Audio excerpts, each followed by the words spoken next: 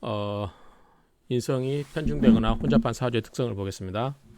자, 인성에는 정인과 편인이 있죠. 그 음양 여부에 따라서 음양이 다르면 정인, 같으면 편인이죠. 어쨌든 인수라고 하는 것은 나를 생해주는 거죠. 나를 생해주는 거니까 나를 길러준 어머니도 될 수 있고 내가 살 수 있게끔 도와주는 여러의 모든 그러한 자연 환경들도 인성에 해당된다고 할 수 있고, 또한 이 나를 정신적으로 키워주는 학문들도 되겠어요. 학문, 그러니까 학문을 가르쳐주는 스승이라든가 이런 사람도 다 인성이라고 할 수 있겠죠. 나의 육적과 나의 육체와 정신을 다 키워주는 거 전부 다 인성이 되고, 그 다음에 인성이라고 하는 것은 문서와 결재권을 의미한다고 할 수도 있어요. 그래서 우리가 이제 관은 인성을 생겨죠. 관생인. 그래서 관을 가진 사람은 나중에 이 인성, 특히 이 인수라는 말이 도장끈 그 수를 의미하죠. 그렇기 때문에 어쨌든 인성은 뭐 국가로부터 나온 인허가증이라든가 어떤 행위를 할 수 있는 권한을 표시할 수 있는 문서도 해당된다라고 해서 앞에서 다 설명을 드렸습니다.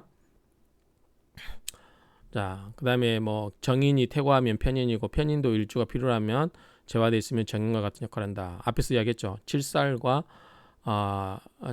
꼭 나쁜 역할을 하냐? 똑같이 편중되어 있는 인성이라고 해서 그 반드시 나쁘냐? 그렇지 않다. 정관도 신약하면 굉장히 그 신약한 사람에게는 안 좋고, 그다음에 신강한 사람에게는 칠살도 좋다. 앞에서 다 이야기했던 이야기예요. 그러니까 우리가 뭐 사흉신, 사길신 이런 거를 보고 액면 그대로 거기에만 너무 십성의 단어의 그 기륭 흉신과 길신하는 말에 너무 사로잡힐 필요는 없고, 사주 내에서 어떤 역할을 하느냐 그거를 보셔야 될 걸로 생각을 합니다. 자, 한번 이제 하나씩 보겠습니다. 자, 인성이 편중되거나 퇴거하면, 자, 인성이 많거나 편중되어 있다라고 하면 관성과 재성, 식상성이 자연적으로 약해진다.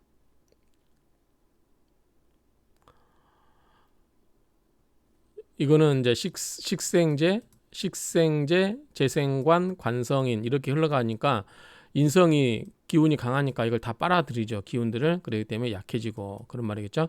인성의 특성인 순수와 청년 결백이 강하게 나타나 성격적으로 좋게 표현하면 옛날의 그 선비, 양반같이 명예와 체면을 중요시 여기고, 그다음에 용모도 단정하고, 그다음에 자비심도 많아서 악하지 않지만, 나쁘게 말하면 안이무사라고 자기본이라고 그랬죠.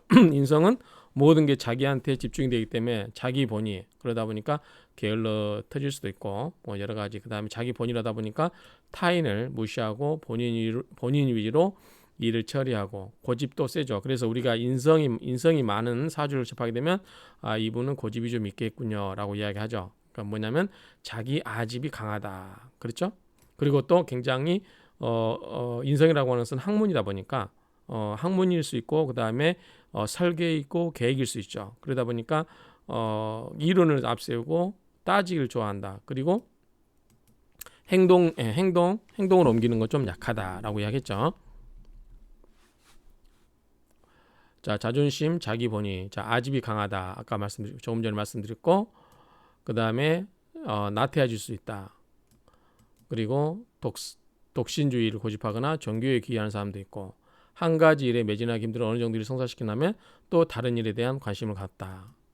뭐 겸직하는 경우도 있다. 이런 이야기 있는데, 어쨌든 핵심은 뭐냐면, 자, 나를 키워준 어머니, 나를 키워준 공부, 그다음에 여러 가지 뭐 윗사람, 그러니까 나에게 정신적으로 육신적으로 나를 키워준 사람, 그러니까 뭐 나를 향해서 모든 사람들이 오다 보니까 내 본의적이고 내가 내 생각에 사로잡혀서 남보다는 나를 먼저 생각하는, 그래서 아집이 자기 자신을 먼저 생각하는 게 강하다. 그래서 우리가 고집이 강한 경우가 많다. 이렇게 정리를 할 수 있겠습니다. 자, 인성은 식상을 극자므로 인극식이죠. 앞에서 나왔죠. 인극식. 자, 인성이 퇴거하면 도식이 된다. 이건 앞에서 뭐라고 그랬죠? 자, 우리가 사주에서 식신이 오면 좋죠. 아생식. 식신이라는 거 하는 것은 나의 밥그릇이에요. 그래서 내가 밥 먹고 살 그런 밥그릇인데 편인이 와서 그걸 해버리죠. 인극식으로. 자, 보시면 인극식. 자, 얘가 식이 나에게 아생식, 내가 밥 벌어먹고 내 재주란 말이죠. 내 밥그릇인데 이게 식이니까. 그런데 인성이 와서, 특히 편인 이런 게 와서 인극식 와서 극을 해버려요. 그래서 밥그릇을 깨버린다, 밥그릇을 엎어버린다. 그래서 도식, 도자라고 하는 것은 거꾸로 도자죠. 엎어버릴 도. 그렇기 때문에 밥그릇을 엎어버려서 안 좋다. 앞에서 설명을 드렸습니다. 그리고 파료상관 또는 상관상진이 되어서 성격이 까다롭게 되거나 많은 화루를 자초한다. 자기 본이기 때문에 서비스 업종은 안 맞겠죠. 서비스 업종은 뭐가 맞아요? 식상 강한 사람들이 맞겠죠.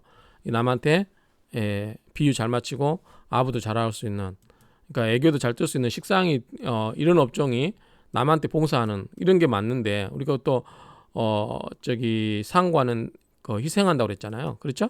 그러니까 남한테 뭔가 베풀 수 있는 이런 마음을 가진 식상이 맞는데, 인성은 이걸 극을 해버리기 때문에 남보다는 내 본이, 그러다 보니까 서비스 업종은 맞지 않는다. 이렇게 이야기하면 되겠고요.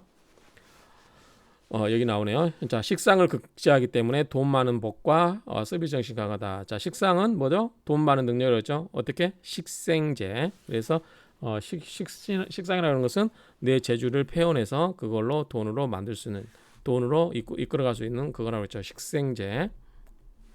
자, 인성이 퇴화하면 돈 버는데 악착스럽지 못한다.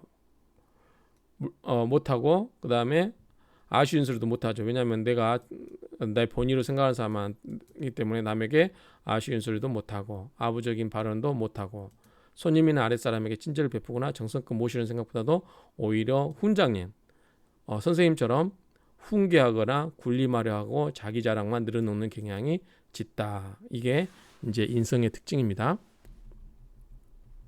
그리고 인성은 뭐라 했죠? 설계, 계획이라고 그랬죠. 그래서 뭔가를 계획을 세우고 하는 건 좋지만 재성이 약하게 되면, 재성은 뭐죠? 재극인이죠. 그렇기 때문에 이거를 극을 해버리기 때문에 행동력이 좀 약하다고 그랬어요. 그래서 이 실천 응용보다는 행동이라든가 실천 응용보다는 계획이나 이론을 앞세운다. 그렇죠?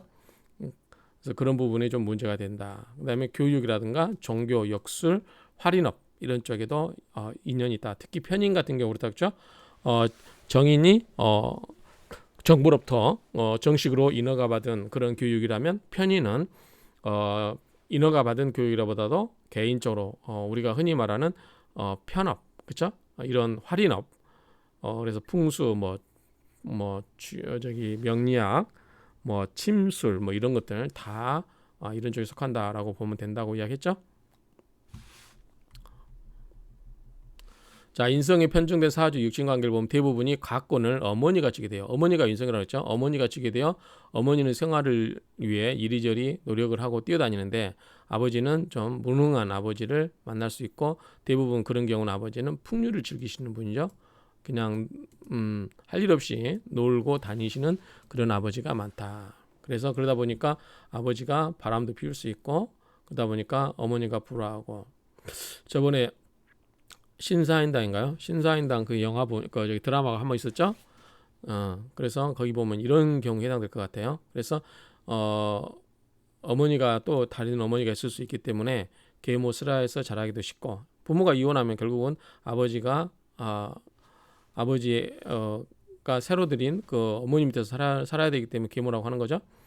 그 어머니가 만약 또 아버지가 일찍 돌아가시면 편모 슬하에서 자라는 애가 많다. 어쨌든 아버지와 인연이 좀 약하고, 인성이 편중되면 어머니와 관련된 그런 걸로 해석하시면 된다 그랬죠. 특히 여성 같은 경우는 인성이라 그러면은 이제 자기한테는 시댁이 아니라 뭐죠? 친정이죠. 그래서 친정과 관련된 그런 내용으로 보면 된다. 자, 여자의 경우는 식상을 극제하기 때문에 인극식이에요. 인극식, 식상을 극제하기 때문에, 식상은 뭐죠? 자식이죠. 자녀 출산이 어렵거나 조산아를 낳기 쉬우며 딸을 많이 낳는 경향이 있다. 남편 또한 잘 받들거나 섬기지 못해서, 왜냐하면 자기 본이니까, 그렇죠? 그 다음에 식상을 극제하기 때문에 뭐예요? 애교를 안 떨죠. 남편한테 애교를 못 떨죠. 그렇죠? 그렇기 때문에 쉽게 남편이 좀 그런 면에서 불만을 좀 가질 수 있다, 이렇게 생각할 수 있겠죠. 그리고 또한 이 인성이 많으면 관성의 능력을 독이시켜 버리기 때문에 관성은 뭐죠? 남자예요. 그래서 남편의 기운을 빼버릴 수도 있다는 거죠. 그런 남편보다 자식 위주로 생활을 하고, 왜냐하면 아생식, 그러니까 여자 입장에서는 인성이 강하다는 것은 자기에게는 이제 누군가를 키워줄 수 있는 거죠. 자식 위주로, 식상 위주로 이제 누군가를 키우는 데 집중을 하다 보니까 남편의 기운을 빼서 관생인 인생아, 그래서 자기 기운을 또 아생식으로 빼죠. 그러니까 남편보다는 자식 위주다. 그리고 고집불통의 자기 위주다. 그리고 친정 자랑이나 하는 스타일이고 살림을 잘 못하는 경우가 많다. 그래서 아까 제가 이야기 드렸다시피 인성은 여자에게 있어서 친정과 인연이 많다. 그래서 친정과 친하다 그 말이죠. 그러니까 어떻게 보면은 그 자식들 입장에서 보면은 애할머니 집에 더 가까운 쪽이 많아요. 그거는 이제 어머니 영향이 크기 때문에 그러죠. 그러니까 친가보다는 애가 쪽에 더 인연이 많은 사람들은 어머니의 영향 때문에 그렇다. 어머니가 인성이 많을 수 있다. 그런 말이죠. 그리고 친정 식구의 어떤 간섭이 또 부부 생활에 문제가 생길 수도 있다. 친정과 인연이 많다. 이렇게 생각하시면 되죠. 남자 사주의 인성이 편중되면 어떻게 돼요? 자식을 낳게 되거나 젖손될 우려가 있다. 그 이유는 자식인 남자에게 있어서는 관이라고 그랬죠. 그래서 남자는 아들은 편관, 딸은 정관이에요. 근데 이 관성의 기운을 인성으로 관생인으로 설기시켜 버리는 거죠. 그러니까 관성의 기운을 독이시킨다고 하는 것은 이 자식의 기운인 기를 독이시켜 버리기 때문에 잘 안 생기거나 늦게 둔다 이야기예요. 또 아들의 관인 식상이 손자에게 해당되는데 인성이 퇴거하면 식상을 극제하기 때문이다. 이거 한번 볼까요? 아들이 손주가 뭔지 볼까요? 자, 손주가 식상이에요. 식신상관이죠. 자, 아들은 편관이고 딸은 정관이고요. 이 남자에게 있어서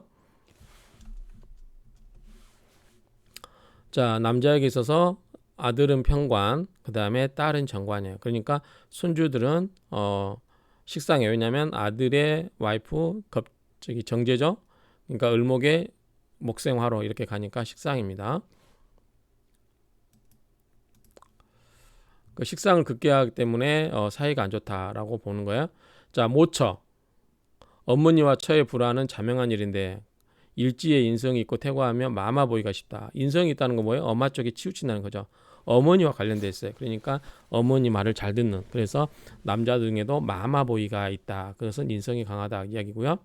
어머니의 조정이라든가 간섭에 의해서 부부간에 문제가 있을 수 있다.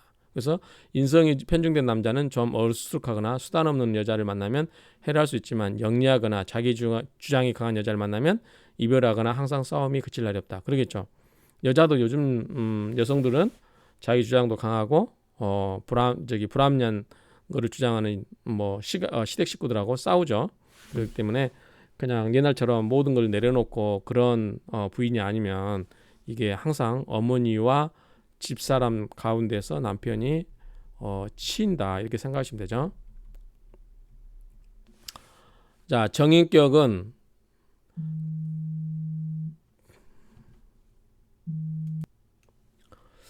이 정인격은 첩이나 애인은 좋아하면서도 본처와의 사이가 좋지 않은 경우가 많은데 이는 가히 운명적이라 할 수 있겠다. 이런 측면에서 본다면 인성이 퇴거한 사주 역시 부모의 곁을 떠나 독립하거나 자립하는 편이 훨씬 유리한데 잘 안 되죠. 인성이 퇴거한 사람은 독립을 해야 되는데 부모 곁을 못 떠나죠. 그래서 좀 스스로 독립할 필요가 있어요. 그다음에 인성이 퇴거한 사주가 사업을 하는 경우인데 우리가 이제 제가 이야기하는 게 선생님 평생 선생님, 그러니까 인성이죠. 평생 선생님만 하다가 나오셔가지고 뭐를 하죠? 사업한다고 그래요. 그래서 퇴직금 다 말아드세요. 이런 경우가 있어요.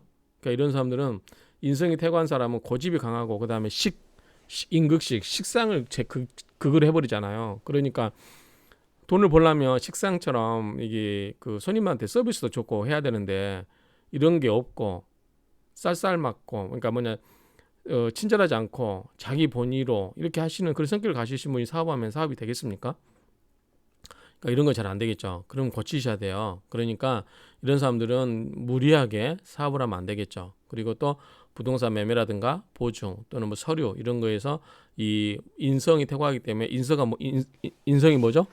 문서예요, 문서. 그렇기 때문에 이 문서와 관련돼서 뭔가 하자가 있거나 또 차고 뭐 또 사기라든가 이런 거 관련해서 문제가 생길 수 있으니까 항상 신중하게 검토를 해야 됩니다. 그래서 가급적이면 본인이 고집이 강하니까 본인이 다 하겠다고 할 수도 있지만 그렇게 하시면 안 되고 전문가의 도움을 받으시기 바랍니다.